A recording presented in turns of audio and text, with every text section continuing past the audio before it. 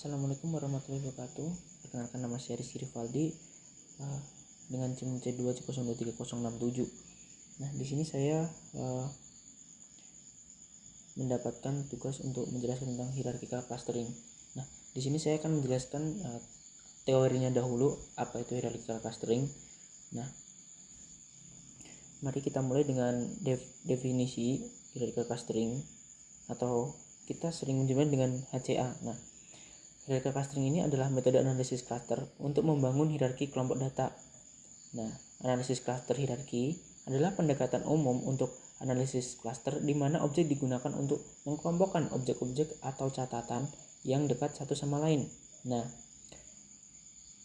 K-means dan hierarchical clustering ini berbeda, di mana K-means memiliki banyak cluster dan menetapkan pusat cluster. Sedangkan hierarchical clustering tidak mengharuskan kita menentukan jumlah cluster di awal. Hasilnya adalah representasi visual yang disebut dengan dendrogram, yang menunjukkan bagaimana data dikelompokkan pada berbagai tingkatan. Nah, kemudian kategori utama hierarchical clustering itu ada dua. Yang pertama ada algoritmatif, yang berarti menggabungkan. Ini adalah pendekatan dari bawah ke atas atau bottom up. Yang kedua ada divisif, atau yang artinya memisahkan. Ini adalah pendekatan dari atas ke bawah. Nah, kemudian mari kita lihat langkah-langkah cara kerjanya. Nah, yang pertama ada algoritmatif. Langkah-langkahnya yang pertama mulai dengan setiap titik data sebagai cluster sendiri atau n cluster. Kemudian langkah kedua, hitung metrik jarak antara semua pasangan cluster. Yang ketiga, temukan dan gabungkan dua cluster yang paling dekat atau paling mirip. Kemudian langkah 4, perbarui matriks jarak. Terus ulangi langkah 3 dan 4 hingga tersisa satu cluster. Nah, kemudian ada pendekatan utama, di mana algoritmatif ini merupakan proses penggabungan. Yang pertama ada prosesnya dimulai dengan setiap observasi sebagai cluster terpisah. Kemudian penggabungannya secara iteratif, menggabungkan pasangan cluster yang paling dekat atau paling mirip. Kemudian hasilnya berakhir ketika semua titik data telah digabungkan menjadi satu cluster tunggal. Nah, umumnya pendekatan yang paling umum digunakan adalah algoritmatif dibanding divisif. Kemudian ada langkah-langkah divisif. Nah, yang pertama adalah mulai dengan satu cluster tunggal yang berisi semua n titik data. Kemudian langkah 2, temukan cluster yang paling heterogen atau tidak mirip. Kemudian langkah 3, bagi cluster yang tersebut menjadi dua subcluster yang paling berbeda. Langkah 4, ulangi langkah 2 dan 3 hingga setiap titik menjadi clusternya sendiri. Nah, kemudian ada pendekatan utama divisif atau top down. Nah, pertama, proses dimulai dengan satu cluster tunggal yang berisi semua observasi. Kemudian digabungkan secara iteratif membagi cluster menjadi dua subcluster yang paling tidak mirip. Kemudian hasilnya akan berakhir ketika setiap observasi berada dalam clusternya sendiri. Nah, seperti yang saya katakan tadi, divisif jarang digunakan karena lebih intensif secara komputasinya. Nah, kemudian ada 4 untuk mengukur jarak antar cluster atau linkage. Nah, yang pertama ada single linkage. Single linkage ini jarak antar cluster adalah jarak terpendek antara dua titik cluster yang berbeda. Kemudian ada complete linkage. Jarak antara cluster adalah jarak terjauh antara dua titik di cluster yang berbeda. Kemudian ada average linkage. Nah, jarak antar cluster adalah jarak rata-rata average antara setiap pasangan titik di cluster yang berbeda. Kemudian ada 4 jarang digunakan, yaitu Schwartz method, menggabungkan cluster yang menghasilkan peningkatan terkecil dalam total variance dalam cluster. Nah, kemudian ada hasil dari hierarchical clustering ini divisualkan sebagai bentuk dendrogram. Nah, dendrogram adalah representasi visual dari seluruh proses penggabungan atau pemisahan, di mana sumbu X adalah data individu kita dan sumbu Y menunjukkan jarak atau ketidakmiripan di mana penggabungan itu terjadi. Nah, keunggulan terbesar di sini adalah kita bisa mendapatkan jumlah klaster yang kita mau hanya dengan memotong diagram ini pada ketinggian Y yang berbeda. Ini memberi kita fleksibilitas penuh dalam menentukan K yang tidak kita dapatkan di K-. Nah, jadi untuk pemotongan nanti kita bisa lihat di contoh soal. Nah, kemudian ada kelebihan hierarchical clustering ini, strukturnya intuitif, yaitu menghasilkan dendrogram yang mudah diinterpretasikan dan menunjukkan struktur hierarki data. Kemudian tidak perlu menentukan jumlah klaster. Nah, jumlah klaster tidak perlu ditentukan di awal, dapat dipilih setelah dengan memotong dendrogram tadi.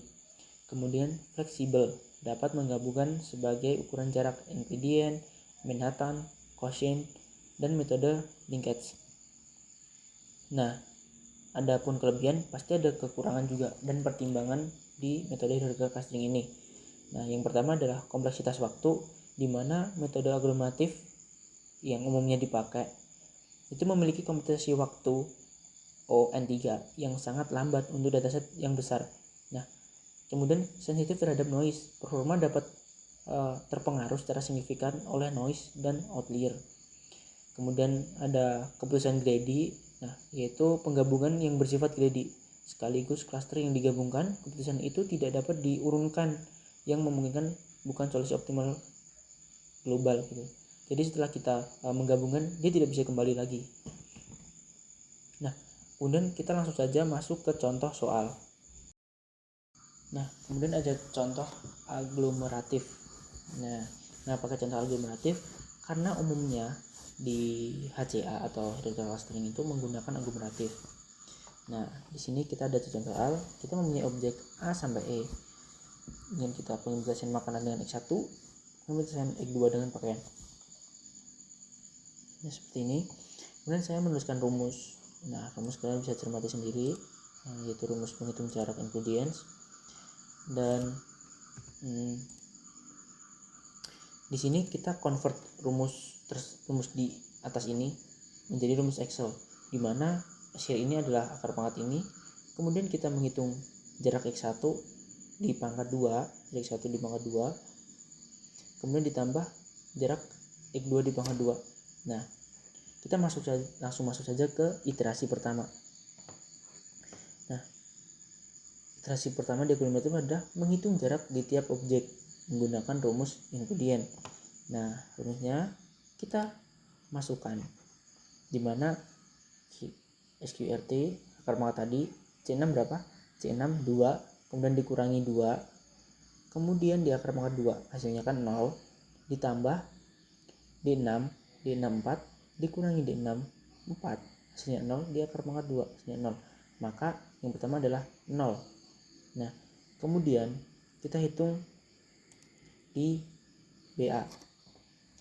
Nah, di BA ini kita kan masih di BA nih, yang otomatis B itu di C7 yaitu 8, ya kan, dikurangi 6, ya kan, dikurangi C6 sama dengan 2 karena dia di A, ya kan, C6 2. Nah, di akar pangkat 2 gitu. Kemudian ditambah D7 berapa? D7 2, ya kan, karena dia B, D7 2. Kemudian dikurangi D6 4, kemudian di akar pangkat 2 begitu, dan hasilnya seperti ini. Nah, untuk yang CDE itu bakal rumusnya sama seperti itu, sama, dan ini pasti hasilnya juga sama juga gitu kan. Dan untuk A ketemu A, B bertemu B, C bertemu C, dan seterusnya, itu akan menghasilkan nilai 0 karena di setiap iterasinya dia akan dikurangi dengan dirinya sendiri, ya kan. Nah, udah, kita lanjut ke langkah 2. Nah, langkah 2 adalah menggabungkan dua klaster. Pilih jarak terkecil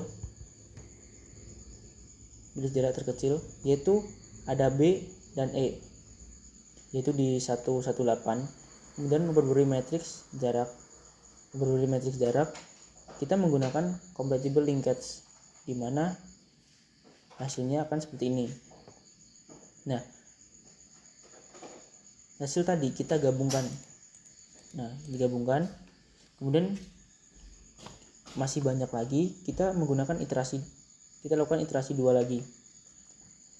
Nah, dimana iterasi 2 tadi sama seperti tadi rumusnya, menghitung jarak tiap objek, ya kan? Jarak menghitung tiap objek. Kemudian kita menggabungkan 2 klaster jarak yang terkecil tadi. Kita menemukan di D dan A. Ya, di A dan D. Gitu kan? Yang total 1,4. Nah, kemudian kita perbarui matriks dengan menggabungkan complete linkage. Hasilnya seperti ini, ya kan? Nah, kemudian masih ada lagi nih. Kemudian kita masuk lagi ke iterasi 3.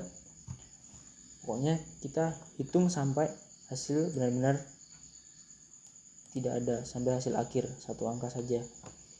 Nah, hitung lagi jarak tiap objeknya, kemudian kita cari yang terkecil, kemudian kita perbarui metrik, dan kita mendapatkan hasil cluster seperti ini.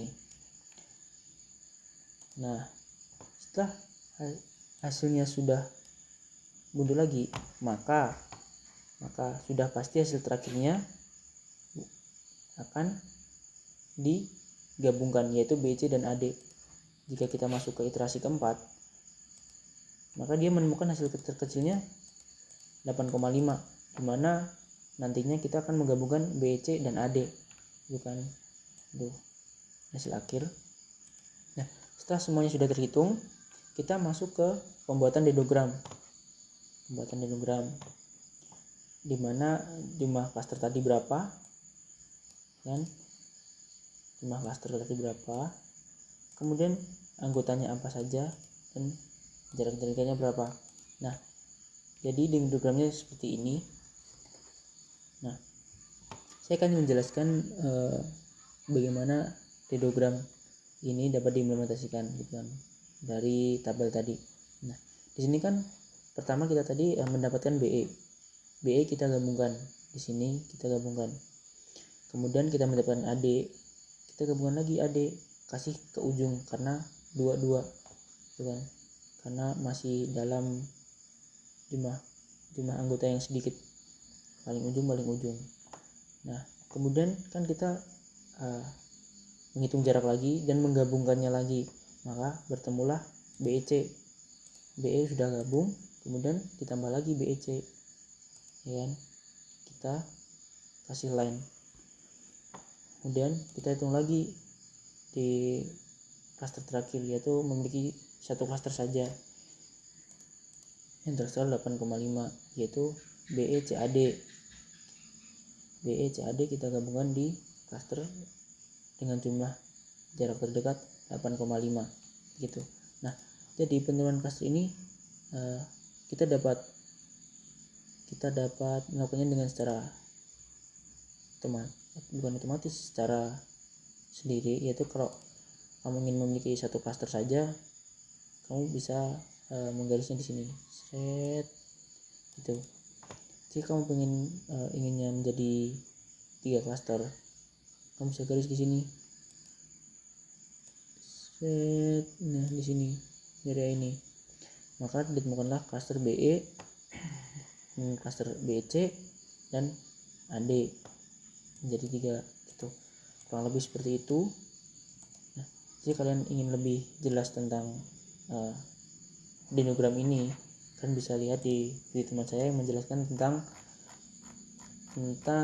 algoritmatif. Nanti saya akan kasih linknya di bio. Nah, sekian dari saya, kurang lebihnya mohon maaf. Wassalamualaikum warahmatullahi wabarakatuh.